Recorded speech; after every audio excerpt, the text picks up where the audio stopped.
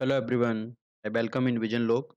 आज हम स्टार्ट करने वाले हैं अपना नया टॉपिक, वैदिक पीरियड या वैदिक रिलीजन। तो इसमें हम देखेंगे वैदिक पीरियड में जो हमारा ये पार्ट आता है, ठीक है, कि वैदिक पीरियड या उसी को हमने वैदिक इरा बोला या वैदिक रिलीजन बोल सकते हैं कि मतलब वैदिक टाइम पीरियड में वैदिक इरा में रिलीजन या किस टाइप से परफॉर्म हुआ और क्या-क्या उसके हमारे मेन फीचर आते हैं, उस चीज़ को हम देखेंगे। हम स्टार्ट करते हैं।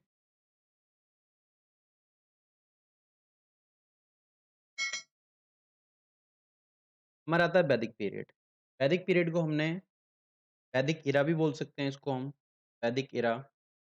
और एक इसका नाम आता है दैट इज़ रिलीजन। यहाँ पर हम रिलीजन के बेस पे देखेंगे कि रिलीजन के बेस पे यहाँ पर हमारा क्या कांसेप्ट रहा। इसको एक तरह से हम देखें तो इसको हम क्या बोल सकते हैं दैट इज़ ए सनातन धर्म, दैट इज़ ए सनातन धर्म। सनातन मतलब जो आदिकाल से चला आ रहा है। इसको हमने बोला है सनातन धर्म जो आदिकाल से चला आ रहा है, ठीक है? मतलब जिसकी स्टार्टिंग का हमें पता ही नहीं है वो कब से चल रहा है। तो इसमें हमने देखा कि यहाँ पर जो भारतीय परंपराएँ हैं, ठीक है? जो भारतीय उपमहाद्वीप की जो परंपराएँ हैं, वो किस टाइप से आगे फ्लो करती हैं। तो इसमें देखते हैं कि यहाँ पर जो एक चीज़ बात आती है, इसको हम बोल सकते हैं वैदिक कल्चर भी बोल सकते हैं इसको। इसका दूसरा नाम आता है वैदिक कल्चर, ये भी बोल सकते हैं इस चीज़ का नाम कल्चर। तो वैदिक पीरियड हमारा स्टार्ट होता है, इसका एप्रोक्सिमेट टाइम पीरियड लिया गया है 1500 से लेके और 600 बीसी तक। इसका एप्रोक्सिमेट इतना टाइम आता है। लेकिन इसमें कुछ एग्जिस्टेंस दिखाई देते हैं कि इसमें बोला गया है कि वैदिक जो वेद, ये जो पीरियड है वेदों के ऊपर बेस है। मतलब इसके जो सोर्स का हमें पता चला है वो इसका सोर्स आता है वैदिक, वेद या वेद के अलावा जो भी हमारे संहिता रही हैं, वो संहिता इसके सोर्स आती हैं। वो बताती हैं किस टाइप की यहाँ पर सोसाइटी थी, किस टाइप से यहाँ पर स्टार्टिंग हुई, जितना वो प्रूफ दे पाती हैं। तो वैदिक पीरियड या वैदिक जो कल्चर है, वो हमारी फर्स्ट टाइम पीरियड आता है जिसके अंदर लिटरेचर रीडेबल है। मतलब लिटरेचर के बेस पे हम यहाँ पर बताना स्टार्ट किए हैं। इससे पहले जो भी हमने टाइम पीरियड पढ़ा है, चाहे स्टोन एज का हो या इंडस वैली का हो, वहाँ पर आर्कियोलॉजी सर्वे, इंस्क्रिप्शन के बेस पर हमने बताया है। लेकिन यहाँ पर हम लेते हैं लिटरेचर के बेस पे यहाँ पर हम उसको क्लासिफाई कर सकते हैं, ठीक है? तो यहाँ पर रीडेबल फॉर्म में अवेलेबल है। तो Aryan belong to this era, जो आर्य थे, इसी से बिलॉन्ग करते थे। आर्य का मतलब होता है श्रेष्ठ और वेद का मतलब होता है ज्ञान, ठीक है? हमारे वेद को हम बोलते हैं दैट इज़ ए ज्ञान, नॉलेज और आर्य मतलब होता है हमारा श्रेष्ठ। ठीक है? तो this period is also belong to chalcolithic period. मतलब कैल्कोलिथिक क्या मतलब क्या है? यहाँ पर हमारा कॉपर भी यूज़ हो रहा था और स्टोन का भी यूज़ हो रहा था।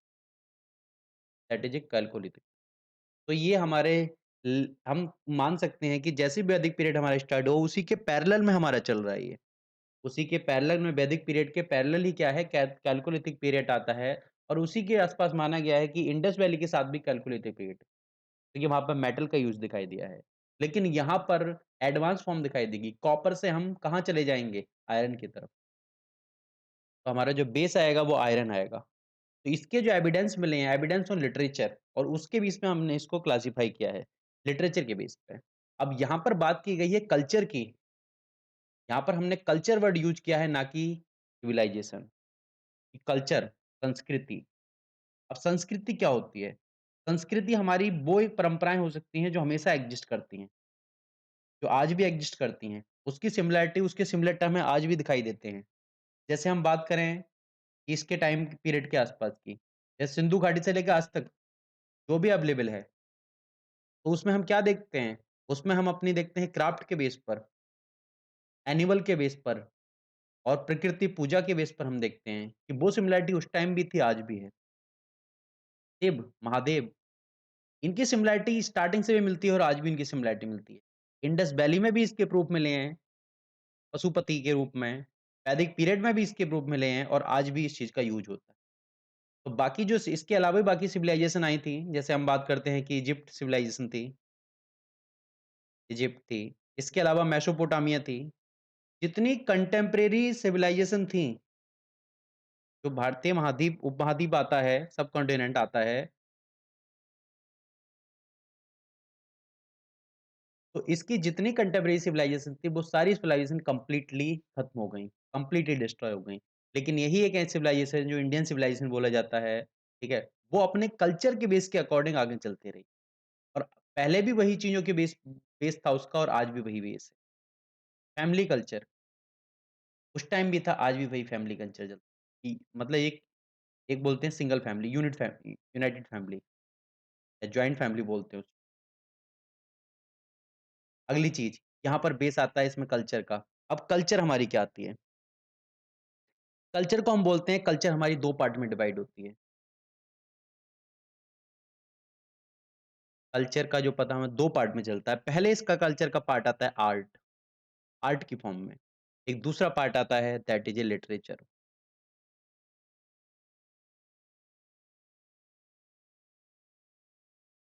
लिटरेचर। अब आर्ट की फॉर्म में क्या-क्या होता है? आर्ट की फॉर्म में हम आर्किटेक्चर देख सकते हैं, पेंटिंग हो सकती है आर्ट की फॉर्म में, स्कल्पचर हो सकता है आर्ट की फॉर्म में, क्राफ्ट हो सकता है, ठीक है? तो ये पेंटिंग, मूर्ति वगैरह सब कुछ इसकी फॉर्म में आ जाती हैं। लिटरेचर हमारा भी अलग-अलग क्लासिफाई होता है। एक रिलिजन बेस्ड लिटरेचर हो सकता है। एक हमारा एजुकेशन बेस्ड लिटरेचर हो सकता है, एक हमारा साइंस बेस्ड लिटरेचर हो सकता है। जैसे रिलिजन बेस्ड लिटरेचर की हम बात करते हैं, तो यहाँ पर जितने पुराण वगैरह आते हैं, एक तरह से इतिहास भी दिखाते हैं, ठीक है? एजुकेशन बेस्ड की हम बात करते हैं, जैसे कौटिल्य का अर्थशास्त्र हो गया, कल्चर का पार्ट आता है। साइंस बेस्ड बात करते हैं, चरक संहिता हो गई, तो अलग-अलग टाइप का लिटरेचर, ये हमारे बिलॉन्ग करता है कल्चर। और दूसरी तरफ आर्ट को हमने देखा, आर्किटेक्चर को देखा, अलग-अलग मंदिर बने हुए हैं, मंदिरों की अलग-अलग कला है। पेंटिंग है, मूर्ति कला है, क्राफ्टिंग है, किस टाइप की क्राफ्टिंग हम यूज़ कर रहे हैं, वो सब हमारी इसमें आती है। तो हमारी जो थी ये इसका बेस आता है लिटरेचर का और यूज़ की है इंडो आर्यन लैंग्वेज जैसे संस्कृत है, वेरियस प्राकृत लैंग्वेज यूज़ की है। That survive till date from this year. वो आज तक सर्वाइव करती है, क्योंकि इसका बेस क्या है वेदास था, लिटरेचर इसका बेस था और ये एक कल्चर आती है। तो religious belief and practice of Aryan क्या थे, यहाँ पता चलता है ऋग्वेद से। ऋग्वेद उसका सोर्स प्रोवाइड करता है। ऋग्वेद को ही बोला गया है कि ये सबसे पहली कोई रिटन टेक्स्ट जो है अर्थ पर, वो क्या बोला गया Rigveda. They believe in the many god. Rigveda के अंदर इंद्र, वरुण, अग्नि, सूर्य, रुद्र अलग-अलग फॉर्म की बात हुई है। वायु, मारुत इन अलग-अलग फॉर्म की यहाँ पर बात होगी। सैक्रिफाइस दिखाई देगा इसमें, रिचुअल्स ऑफरिंग। अब रिचुअल फूड एंड ड्रिंकिंग के लिए, अब फायर की बात कर सकते हैं, इन ऑनर ऑफ गॉड मतलब यज्ञ वगैरह की बात कर सकते हैं। तो इसमें अलग-अलग टाइप की हमारी रिलीजियस प्रैक्टिस यहाँ पर दिखाई देंगे हमें। नेक्स्ट हम देखते हैं इसमें वेद, जैसे हमने देखा सामवेद और यजुर्वेद आते हैं। ये different aspect of the sacrifice आते हैं, रिचुअल्स की बात करते हैं कि जो ब्राह्मणा से जो वेद के बाद जो ब्राह्मण लिखे गए, कर्मकांडों के बेस पर, रिचुअल के बेस पर, उसके उसके थ्रू हमें इस चीज़ को पता चलता है। अगला Atharvaveda, Atharvaveda contained a deal of the animistic belief. तो यहाँ पर एनिमिस्टिक बिलीफ आता है, मेडिसिन आती है, ठीक है? तंत्र मंत्र की चीज़ आती हैं, यहाँ पर सब चीज़ों की बात होने लगी।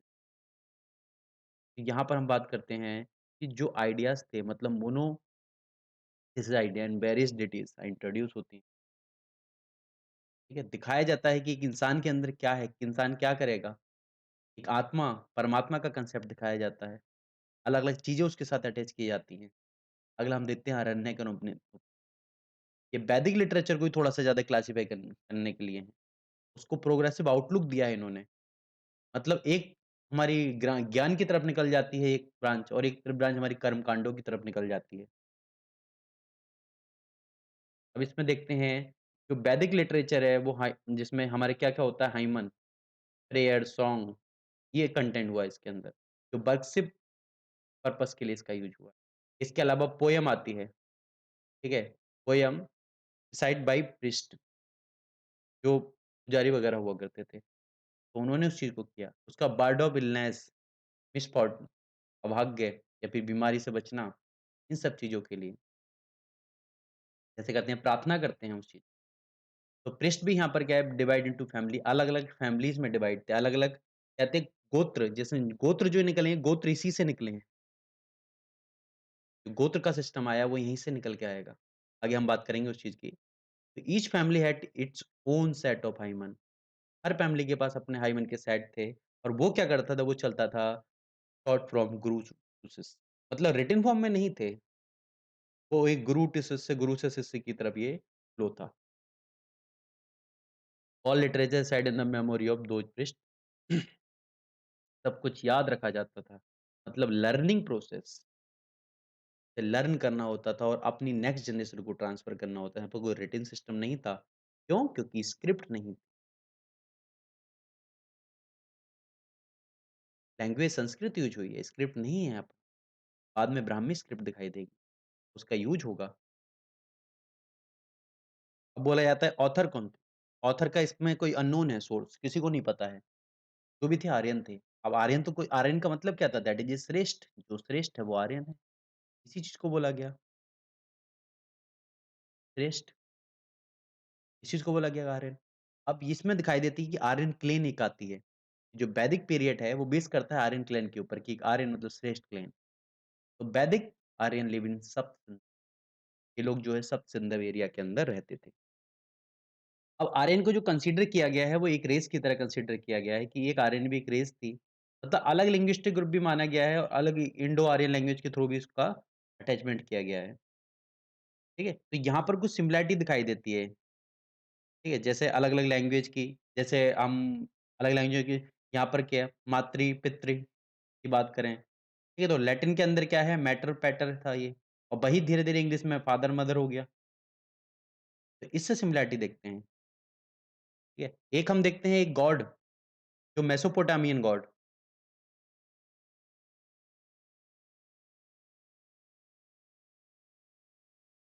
मेसोपोटामियन, इसको हम बोलते हैं कैसेट, ये भी बोलते हैं। तो यहाँ पर एक गॉड की बात की गई है, जिनका नाम बोला गया है मारूत, मारूत। और एक गॉड हमारे यहाँ पर आते हैं, जो मेसोपोटामियन के अंदर ही इनका वो किया गया है दैट इज़ ए सूर्यास। तो ये सिमिलैरिटी दिखाई देती है कि इंडिया के यहाँ पर जो मतलब वैदिक पीरियड में जो यूज़ किया गया था मारुत एंड सूर्य, भगवान सूर्य, इनसे इनकी सिमिलैरिटी दिखाई देती है कि इसके सिमिलर रहे होंगे सूर्य और मारुत।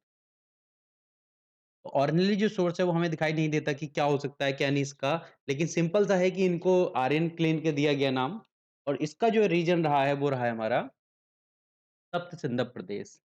अब सप्त सिंधु प्रदेश, इससे पहले कुछ बैक्टीरियल रीजन को भी इनको डिनोट किया जाता है कि बैक्टीरियन रीजन हो सकता है इनका, ठीक है? लेकिन इनका जो रहने की जगह दैट इज़ सप्त सिंधु। सप्त सिंधु का मतलब आता है कि यहाँ पर 7 रिवर की बात होती है।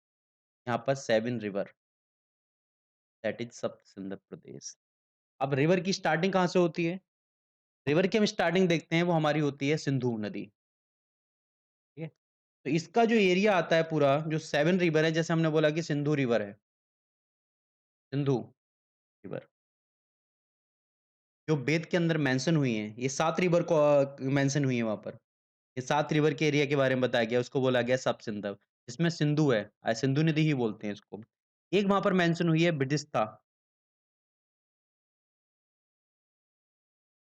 बितिस्ता, ये आज बोली जाती है आज के टाइम की करंट टाइम की झेलम रिवर है,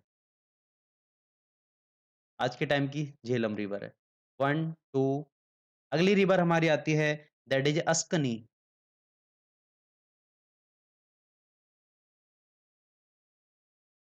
अस्सीकनी, अस्सीकनी, जिसे बोला जाता है चिनाब और 4th रिवर हमारी आती है तो ये हमारी 7 रिवर आती हैं जिसको सप्त सिंधु प्रदेश बोला गया है। सिंधु से लेके सरस्वती रिवर तक। जिसमें हमने बितिस्ता जिसे झेलम बोलते हैं, अस्कनी दैट इज़ चिनाब, फारुसनी रिवर है जिसे बोलते हैं आज के टाइम में रावी रिवर। बिपाशा जिसे ब्यास रिवर बोलते हैं,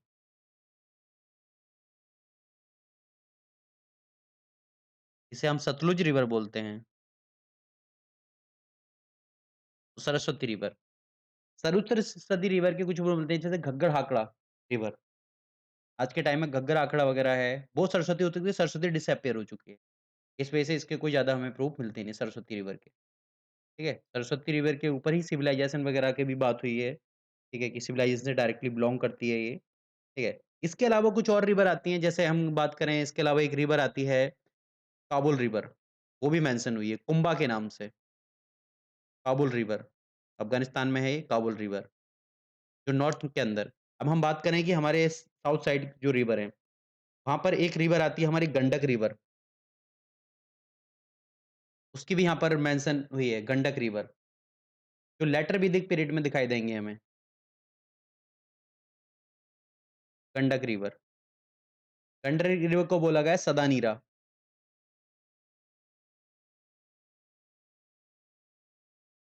सदा नीरा।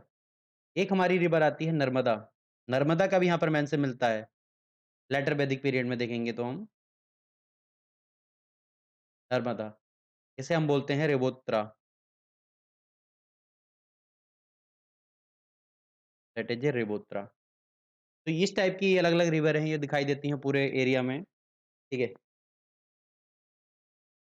तो ये जो आर्यन क्लैन थी, ये पूरी तरह से डिपेंड थी एग्रीकल्चर के ऊपर, लाइवस्टॉक के ऊपर मतलब पशुपालन के ऊपर, मतलब ज़्यादा हद तक बताया जाता है कि पशुपालन के और जो इनकी प्राइमरी जो स्टेज रही है, वो रही है वॉर, बैटल वगैरह लड़ते थे, ठीक है? और उसमें देखा उसी में ये मतलब कि एक-दूसरे से लड़ाइयाँ होती थी और आर्यों के बीच में भी होती थी, अनार्यों के बीच में भी होती थी, ठीक है? तो दोनों की तरफ चलता था, जो भी इनकी लड़ाई वाला रीजन है और ये लास्ट में इनका जो रीजन रहा है, वो गंगा दोआब वगैरह भी सब इसी के अंदर आया है, ठीक है? तो उसमें देखा कि ये जो देखा है लेटर वैदिक पीरियड जो हमारा आएगा, मतलब वैदिक का स्टार्ट हम बाद में बात करेंगे उस चीज़ की लेटर वैदिक पीरियड वगैरह, ठीक है? तो इसमें जो नर्मदा रिवर वगैरह तक आ गए हम यहाँ पर। इसके बाद में हम देखेंगे कि बाकी जो गंगा, यमुना का दोआब भी इसके अंदर में मेंशन होगा। तो इसके बाद में हम देखते हैं कि जो वैदिक पीरियड था यहाँ पर हमारी, यहाँ पे किस टाइप की सोसाइटी वगैरह थी। मतलब इसमें हम 2 देखते हैं कि यहाँ पर जो वैदिक पीरियड है, वो 2 पार्ट में डिवाइड होता है बेस्ड ऑन लिटरेचर। लिटरेचर के बेस में ये पीरियड हमारा 2 पार्ट में डिवाइड होता है, ठीक है? पहला पीरियड आता है ऋग्वैदिक पीरियड। मतलब ऋग्वैदिक पीरियड जहाँ पर ऋग्वेद की बात हुई है। ऋग्वेद के थ्रू हमें जानकारी मिली है, ऋग्वेद स्टार्टिंग पीरियड में लिखा गया है, इसके टोटल 10 मंडल आते हैं, 10 मंडल। और दूसरा आता है लेटर वैदिक पीरियड। लेटर वैदिक में हमारा आता है सामवेद, यजुर्वेद और अथर्ववेद, ये 3 वेद आते हैं लेटर वैदिक पीरियड में। इसका टाइम पीरियड चलता है हमारा 1000 से 600 बीसी और ऋग्वेद का चलता है हमारा 1500 से 1000 बीसी चलता है। तो इसका जो डिवाइड हुआ है, इसका हुआ है एविडेंसेस के बेस पर और यहाँ पर देखेंगे ऋग्वेद पीरियड से लेटर वैदिक पीरियड में आने में क्या होगा, लाइफ में चेंजिंग दिखाई देने स्टार्ट हो जाएगी। सोसाइटी में चेंजिंग दिखाई देंगे। सोसाइटी बदलने लगेगी, लाइफ बदलने लगेगी और यहाँ पर ऋग्वैदिक पीरियड में जो हमने यूज़ की थी दैट इज़ ए बीआरडब्ल्यू, बीआरडब्ल्यू कल्चर। मतलब यहाँ पर जो पोएट्री वगैरह के प्रूफ मिलेंगे वो क्या रहे हमारा रहेगा ब्लैक एंड रेड वेयर, जिसे बीआरडब्ल्यू कल्चर भी बोलते हैं। लेकिन यहाँ पर जो लेटर वैदिक पीरियड में जो चीज़ रहेगी वो रहेगी पीजीबी कल्चर, पीजीडब्ल्यू कल्चर। मतलब पेंटेड थोड़ा एडवांसमेंट हुआ और painted grey culture, grey ware दिखाई देना स्टार्ट हो पीजीडब्ल्यू ही आता है हमारा, यहाँ पर पोट्री के फॉर्म में हमने देखा इस चीज़ को। और इसका जो ऋग्वेदिक का जो टाइम पीरियड रहता है, वो हमारा स्टार्ट होता है जो टाइम पीरियड जो इनका एरिया रहा है, तो एरिया हमारा काबुल रिवर, कुंभा रिवर से लेके और गंगा तक चलता है ये।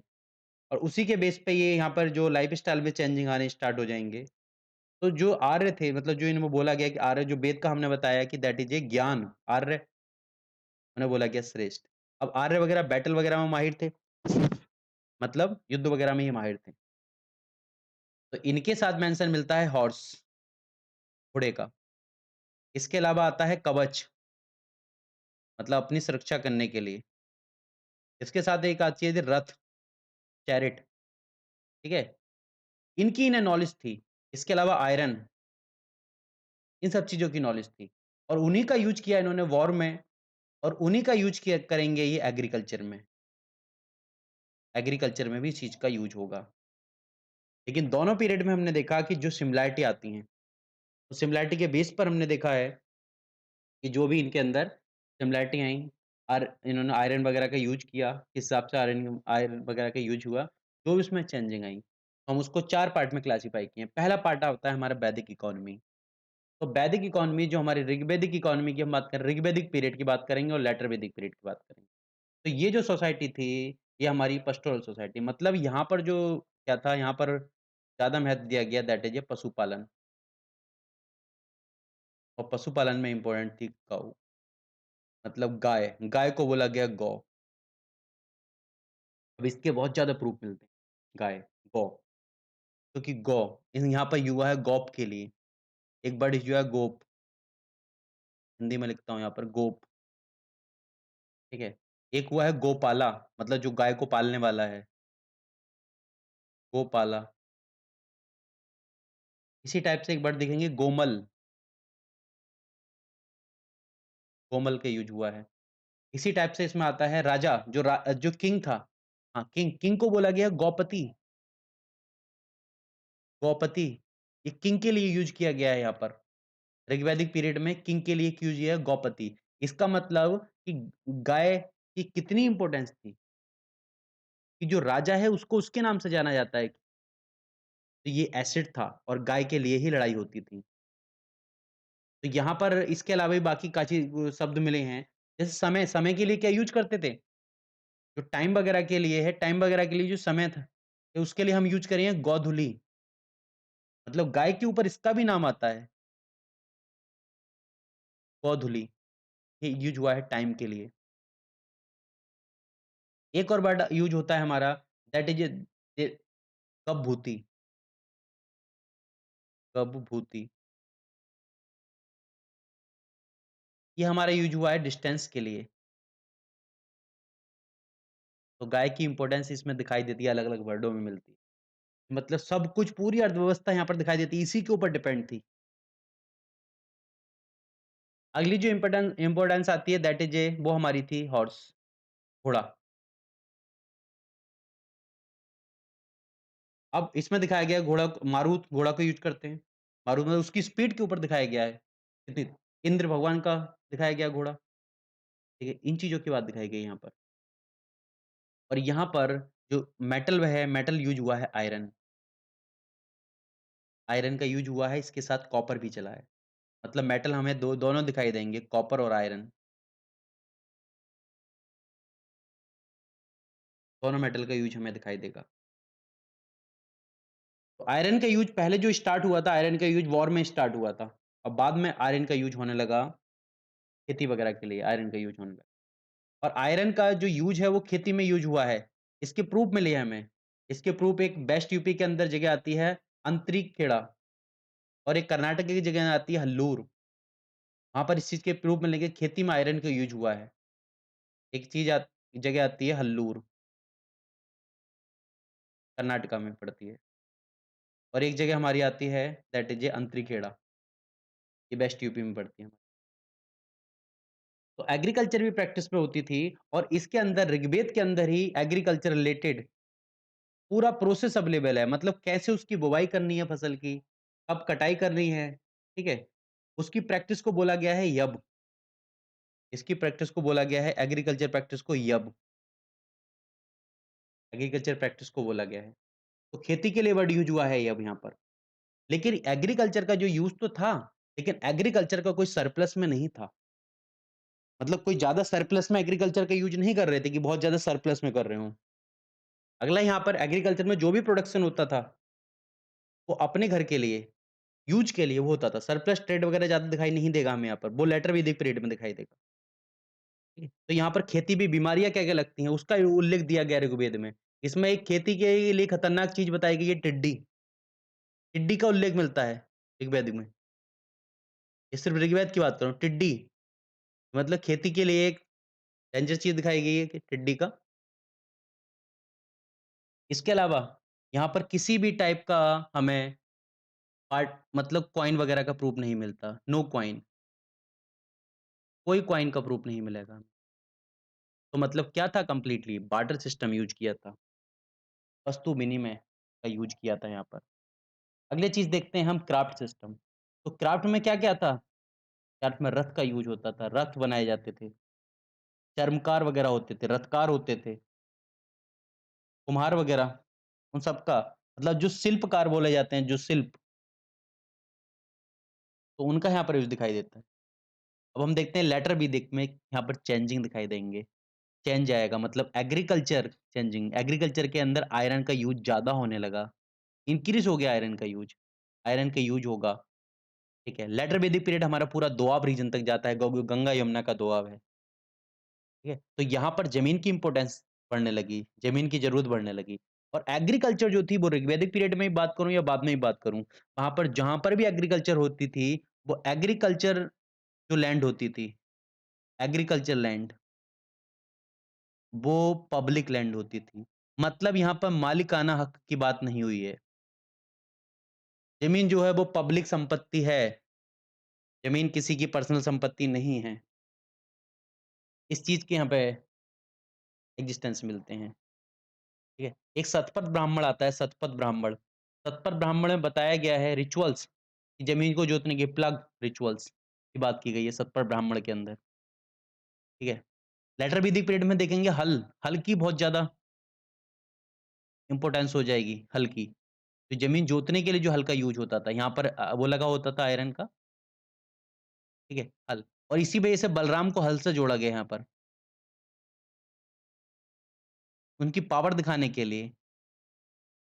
ये यहाँ पर कनेक्टिविटी दी हुई है, हलधर बोला गया। ट्रेड एंड कॉमर्स इंक्रीज़ होगा यहाँ पर, क्योंकि एग्रीकल्चर हमारे इंक्रीज़ हो रहा है, एग्रीकल्चर प्रोडक्शन भी बढ़ रहा है, तो हमारा ट्रेड एंड कॉमर्स भी इंक्रीज़ होगा। पोट्री, क्राफ्ट जो मैंने ऑलरेडी बताया पीजीडब्ल्यू, पेंटेड ग्रेवेयर, पोट्री वगैरह यूज़ हुई है। ये हमारी चीज़ आती है इकोनॉमी के टर्म में, तो हमने देखा इकोनॉमी के टर्म में। अब अगला हम देखते हैं पॉलिटी। तो वैदिक टाइम पीरियड के अंदर पॉलिटी का क्या कांसेप्ट था? तो वहाँ पर पॉलिटी में आता है हमारा सबसे पहले हम देखते हैं जन। तो जन था और जन का हेड बोला गया जन, ठीक है। नंबर ऑफ बीस को मिला के एक जन बनता है और जन का जो हेड था दैट इज़ कॉल्ड राजन, वो हमारा राजन है और जो जन में रहने वाले लोग हैं दैट इज़ कॉल्ड जनता, वो हमारी जनता है। तो यहाँ पर राजन का जो कांसेप्ट था वो किसमें था? एक ट्राइब थी, मतलब एक ग्रुप था, उन ग्रुप का हेड हुआ करता था राजा। अब उन ग्रुप को पूरे को चलाने के लिए सभा एंड संपत्ति होती थी, मतलब दैट इज़ असेंबली, असेंबली का उल्लेख मिला है हमें। ऋग्वैदिक पीरियड में भी मिलता है और बाद में भी दिखाई देगा अर्थव्यद वगैरह में भी। और इनको सलाह देने के लिए जो राजा को सलाह देने के लिए यूज़ होता था सलाहकार, सलाहकार, उसको बोलते थे पुरोहित, वो होता था पुरोहित, सलाहकार, ठीक है। अगली पॉलिटिकल सिस्टम के अंदर ऋग्वेद के पॉलिटिकल सिस्टम के अंदर महिलाओं की भागीदारी पॉलिटिकल सिस्टम में थी। राजनीतिक व्यवस्था के अंदर महिलाओं की भागीदारी थी और जो क्लेन थे वो आर्य और अनार्य दोनों टाइप के यूज़ होते थे। तो वुमेन का यहाँ पर असेंबली में भी देखा गया है, सभा के अंदर भी वुमेन होती थी, ठीक है। वैसे सभा के अंदर सिर्फ़ एल्डर पर्सन रखे जाते थे, समिति के अंदर सारे लोग होते थे। तो कोई मतलब नहीं था कि कौन क्या है, कौन नहीं है। तो ये क्या थी समिति जो हमारी थी, ये ही राजा को इलेक्ट करती थी, ये इलेक्ट करती थी राजन को। इसी के बेस पे राजा इलेक्ट होता था। अगला हम देखते हैं टैक्स की फॉर्म, यहाँ पर नो टैक्स, कोई टैक्स नहीं था। यहाँ पर हमें कोई टैक्स दिखाई नहीं देगा। बस टैक्स की फॉर्म में वॉलंटरी दिखाई देगा, मतलब जिसे बोला गया है बलि, अपनी इच्छा से, स्वेच्छा से, जो भी कुछ दिया जाएगा दैट इज़ बलि, वो अपनी मर्ज़ी पे डिपेंड करती है, ठीक है। जब टैक्स का कोई फॉर्म नहीं था, तो सैलरी का भी कोई कांसेप्ट नहीं था। मतलब जो ये अधिकारी वगैरह हैं, जो सलाहकार वगैरह हैं, इनको भी कोई मतलब स्पेशल कोई सैलरी वगैरह नहीं प्रोवाइड होती थी। ये भी बस अपने उसके लिए काम करते थे, ठीक है। जो आर्मी वगैरह यूज़ होती थी, मतलब लड़ाई वगैरह के लिए, वो सब अपने आपस में इकट्ठा होकर के लोग करते थे। कोई पर्टिकुलर परमानेंट आर्मी नहीं थी। यहाँ पर एक चीज़ का बहुत उल्लेख हुआ है यहाँ पर यूज़ हुआ है एक चीज़ का, जो गाय की चोरी करने वाले को बोला जाता था फणी, फणी। ये बोला जाता था थीफ, एनिमल थीफ, जो पशुओं को चुरा लेता था that is a animal thief, उसको बोला जाता था। और जो दान वगैरह में है गाय को देने का कांसेप्ट था। मतलब गाय की भूमिका कितनी ज़्यादा हमें यहाँ पर दिखाई देगी, ठीक है? गाय के लिए युद्ध हुआ है। एक एक युद्ध आता है हमारा वो मतलब कि एक युद्ध आता है रावी रिवर के किनारे। रावी रिवर के किनारे एक युद्ध हुआ है दैट इज़ दसराज युद्ध। दसराज मतलब यहाँ पे 10 किंग से लड़ाई हुई थी। 10 किंग एक तरफ थे और दूसरा एक आता है भरत, दूसरी तरफ था भरत। भरत बोले जाते हैं ग्रैंडसन ऑफ दिबुदासा, दिबुदासा ग्रैंडसन। तो दिबुदासा के ग्रैंडसन थे भरत, तो इनके और इनके बीच में लड़ाई होती है, ठीक है? और ये चीज़ जो मेंशन की गई है ये हमारे ऋग्वेद के 7th मंडल में मतलब 7th बुक में ऋग्वेद की मेंशन है ये चीज़, कि दसराज युद्ध के बारे में वर्णन वहाँ पे मिलता है, दसराज वॉर, राबी रिवर के किनारे हुआ था ये। अगला हम देखते हैं लेटर वैदिक पीरियड में ये यहाँ से जनपद बनना स्टार्ट हो गए थे। से जनपद बनने स्टार्ट हो गए।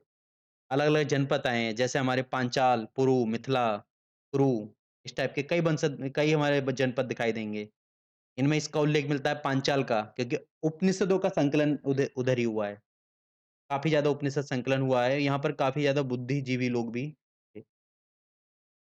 अब क्या था यहाँ पर, किंग की पावर बढ़ने लगी, मतलब किंग पावर इंक्रीज़ होगी यहाँ पर। एरिया एक्सपैंड हुआ, किंग की पावर इंक्रीज़ हुई। तो जैसे-जैसे इनकी किंग की पावर इंक्रीज़ होगी, सभा और समिति एक छोटे इलाके के लिए थी। किंग पावरफुल होगा, सभा और संपत्ति क्या है, सभी समिति डिग्रेड होनी स्टार्ट हो जाएँगी। किंग की पावर बढ़ेगी, तो अधिकारी जो ऑफिसर्स हैं उसके, मंत्री वगैरह हैं, उनकी संख्या भी बढ़ेगी। उसे आर्मी भी ज़्यादा रखनी पड़ेगी, ज़िम्मेदारी बढ़ी, आर्मी इंक्रीज़ हो गई। तो यहाँ पर दिखता है लेटर वैदिक में 12 टाइप के अधिकारी, मतलब 12 टाइप के ऑफिसर्स का ज़िक्र किया गया है। ठीक, अलग-अलग कामों के लिए 12 टाइप के अधिकारी रखे गए हैं। ठीक है, जैसे एक टैक्स के लिए यूज़ होता था, जैसे टैक्स का यूज़ होने लगा था यहाँ पर हम। लेकिन कंपल्सरी टैक्स हुआ था कि मतलब हाँ, कितना देना उसके हिसाब से था। लेकिन यहाँ पर जो टैक्स था, उसे टैक्स संग्रह के लिए अधिकारी रखा जाता था, जिसे बोलते थे संग्रहक, जो टैक्स संग्रह का ना काम करता था, संग्रहक, ठीक है? ये कर संग्रह का काम था इसका।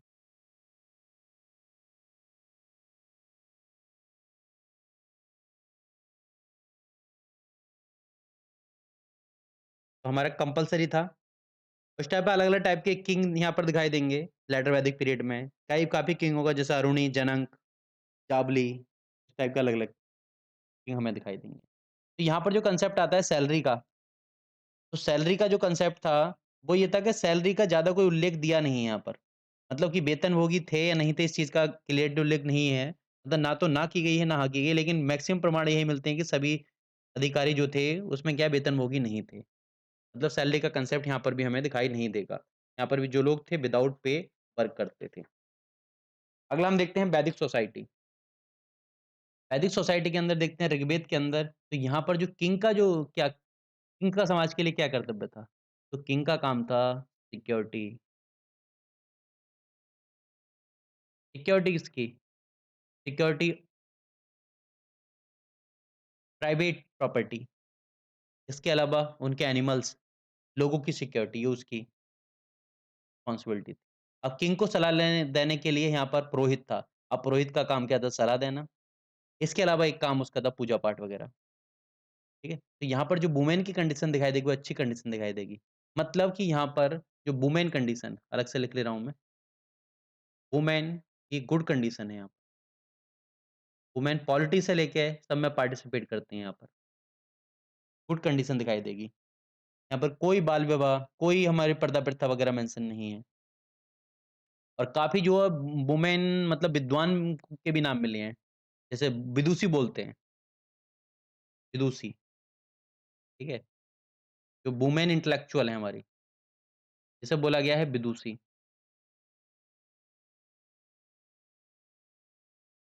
विदुषी। जैसे घोष, अपाला, इनका उल्लेख मिला है। अपाला है, विश्ववरा है,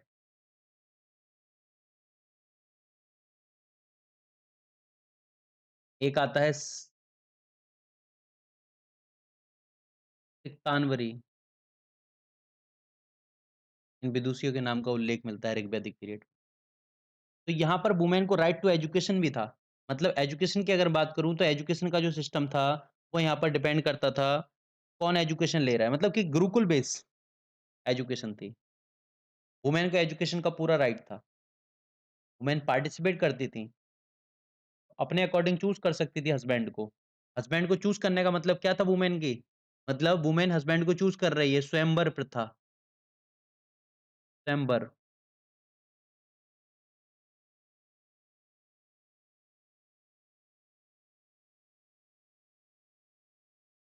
स्वयंवर प्रथा प्रचलित थी। अगला हम देखते हैं ट्राइबल सिस्टम। तो ट्राइबल सिस्टम था, इसमें क्या था हमारा कि जो वर्ण सिस्टम मिला है, तो वर्ण सिस्टम भी हमारा कोई ज़्यादा मेंशन नहीं है यहाँ पर। मतलब वर्ण व्यवस्था का कोई ज़्यादा एग्जिस्टेंस नहीं मिलता, लेकिन एक पार्ट आता है ऋग्वेद का 10th मंडल, 10th मंडल। इसका आता है एक पुरुष सूक्त,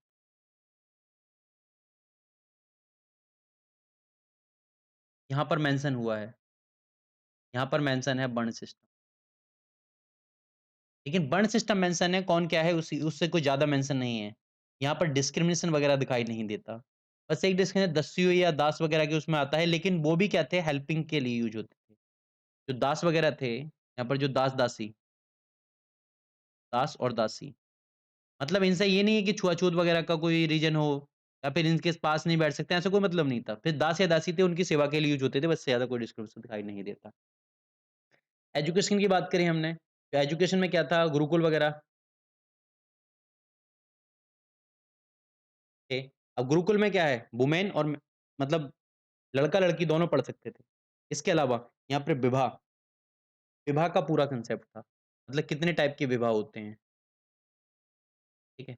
तो 8 टाइप के हमने मैरिज देखी हैं। इसके अलावा अनुलोम-विलोम मैरिज देखी है, तो वो इसके अंदर आती है। इसके अलावा संस्कार, 16 टाइप के संस्कार होते हैं। 16 संस्कारों की यहाँ पर बात की गई है, ठीक है? गर्भाधान संस्कार से लेके और अंतिम संस्कार तक, सारे 16 संस्कारों की बात हुई है। वास्तुशास्त्र का उल्लेख यहाँ पर मिलता है, वास्तुशास्त्र यहाँ पर मिलता है। और लेटर वैदिक पीरियड में अगर देखेंगे, तो यहाँ पर जो चीज़ मिलती है, वो वर्ण सिस्टम यहाँ पर थोड़ा-सा स्ट्रॉन्ग होता है। मतलब 4 वर्ण हमें हमारे यहाँ पे दिखाई देंगे। लेकिन वो वर्ण वो कहते हैं अकॉर्डिंग टू बर्थ थे। जन्म के आधार पर कोई भेदभाव नहीं था, अकॉर्डिंग टू वर्क।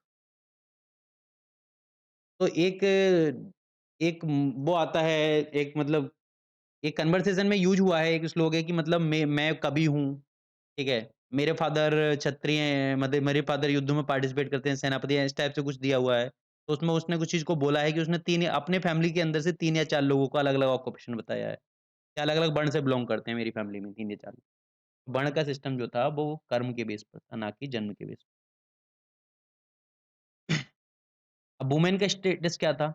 वुमेन का स्टेटस यहाँ पे दिखाई देगा, वुमेन का मैट्रिमोनियल अलायंस होने लगेंगे, ठीक है? अगली चीज़, जो समाज है वो गोत्र सिस्टम के अकॉर्डिंग विवाह करने लगेगा, गोत्र सिस्टम, ठीक है? हमारा गोत्र सिस्टम आता है। गोत्र मतलब क्या था? गोत्र हमारा आता है गौ प्लस त्रा, जो मेडिकल टर्म में इसका यूज़ किया है, ठीक है? तो उसका यूज़ किया है यहाँ पर गोत्र सिस्टम। अगली चीज़, जो एक कांसेप्ट हमारा मैरिज का वहाँ पे चंद्या उपनिषद आता है हमारा एक,